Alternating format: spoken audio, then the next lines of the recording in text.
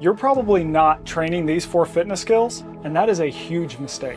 These are the key to staying mobile, strong, and fit as you get older, whether you're an elite athlete or just want to move and feel better. In the 1980s, college football training mainly focused on endurance. But in the 1990s, things started to shift. There became an idea that strength was the absolute utmost important physical quality that a football player could have. And what that did is it took players off of the field and running and into the gym, putting weight on their backs that was often very, very heavy. But this led to a major problem.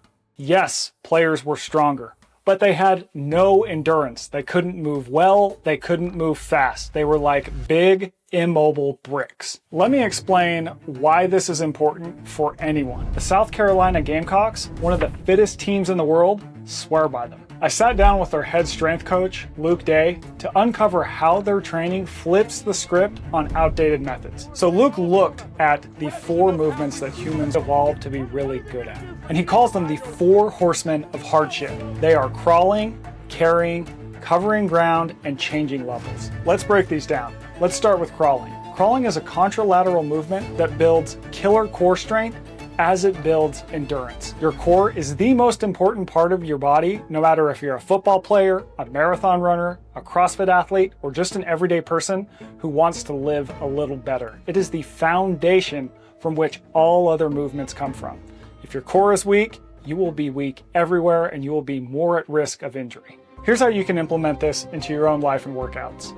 End a workout by crawling for 5 minutes straight. Go forwards, go backwards, go side to side. Just get that 5 minutes in. It'll improve your core strength, it'll improve your mobility, it'll improve your shoulder health, it'll just make you a far more robust, harder to kill human being. The crawl strengthens you to make all other movements better. The second movement is carrying. Humans evolved to carry. We are the only mammal that can pick up weight and carry it for distance, and it absolutely shaped our species. It allows us to cover ground efficiently, but do so strongly and swiftly. Through carrying, the football players built what Dan John, the trainer, calls armor. It makes you more solid from head to toe. For football players, having that armor across their body made them far more able to take a hit, to be able to push back against defenders and offensive linemen, and just made them more solid overall. When it comes to the average person, what carrying can do is build both your endurance and your strength at the same time. It'll make you more able to take a hit, but also it acts as a great fat burning tool. When you are carrying, you are getting in cardio and you are also getting in strength work. And that forces your body to preferentially burn fat instead of muscle, making you leaner, making you stronger, making you far more efficient. Here's how you can use this in your own life. Think about doing shorter, heavier carries and longer, lighter carries. So for shorter and heavier, grab some heavy weights like some dumbbells or some kettlebells or even a big heavy sandbag and simply carry that heavy weight for 30 to 60 seconds. Increase the weight and extend the time over time. What that'll do is it'll make you really solid and strong for those short, heavy distances. The second way is to try rucking. Simply get some weight, throw it in a backpack, and go for a long walk. You don't have to go that heavy. Start with about 10% of your body weight, maybe work your way up to 20%. But what that'll do is that'll better improve your endurance over those short, heavier carries. One is more for strength and durability. The other is more for endurance and fat burning, along with maintaining muscle. We covered crawling, we covered carrying, now we are on to covering ground. This was the great missing link in most of the football training prior to when South Carolina came along. Humans evolved to cover long distances. We evolved to cover ground. We are born to run, we are born to walk very long distances. That is the fundamental of building good endurance. Without that, we will not be able to endure, whether it is into the fourth quarter or even into a long walk with our spouse, or if we choose to do something like a marathon. The simplest way to do this, start by going for long walks, add more running into your routine, just get into a rhythm where you are covering a long distance on foot, however you can. One way to think about this that's really simple is just try to spend more time on your feet. You don't have to be running your fastest every time you go out to run. In fact, you shouldn't. Getting in a lot of low volume work where you are simply spending more time on your feet covering ground can be a really great unlock for your endurance. Finally, number 4, we have changing levels. This was what a lot of programs were really good at, and it is a foundation of strength and fitness, but the problem is that the other teams hadn't covered the other three. When we talk about changing levels, what we're talking about is moving weight, taking our body from one level to another. This is lunging, this is jumping, and if we do that with weight, we will become more powerful and stronger. So think about squatting in your routine, think about adding lunges into your routine, think about jumps. Simply move your body from one level to another by bending at the knees and the hips. That is a fundamental pattern that humans can do. One of the easiest ways to work changing levels into your workout is to simply do more weighted lunges and more squats. Try a goblet squat where you just hold something heavy in front of you and do a squat. There's also ways that you can work in changing levels to sort of predict your mortality risks. Scientists have a test they call the sit to stand test.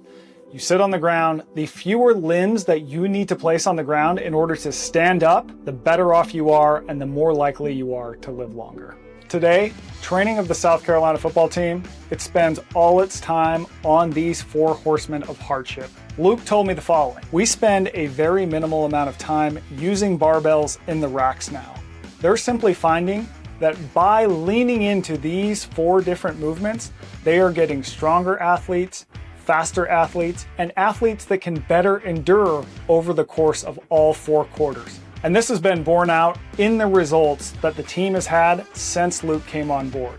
For example, South Carolina is now known as one of the hardest teams to play simply because they keep hitting just as hard in the 4th quarter as they did in the 1st quarter. They are relentless. They take people into deep water, drag them out there, and beat them down. And over time, they've begun to accumulate far more wins. The team has had a harder time recruiting top players than other SEC teams, but that doesn't seem to matter because they've been able to offset that with hard training that builds players that are extremely durable, that are gritty as hell. Luke told me this: we've committed ourselves to being the fittest football team in the nation, and that's led to our success. So if you are not a college football player, how does this apply to you?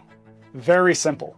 When you put together a workout, don't just slap together a bunch of random exercises. Think back to those 4 horsemen of hardship: crawl, carry, cover ground, and change levels. Base your workouts on those 4 ideas. So I'll give you an example of how to do that. Number 1, with crawling, you could start your workout or end your workout with 5 minutes of crawling across the ground, all different directions. You would also want to have some sort of carry in your workout.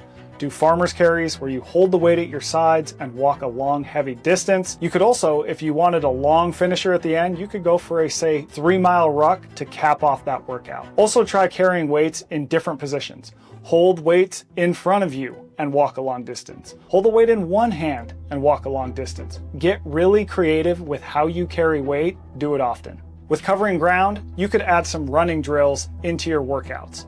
That could be simply saying, I'm going to start this workout with a 1-mile run, or it could be an interval session where you run, say, half a mile in between rounds of different exercises in the gym.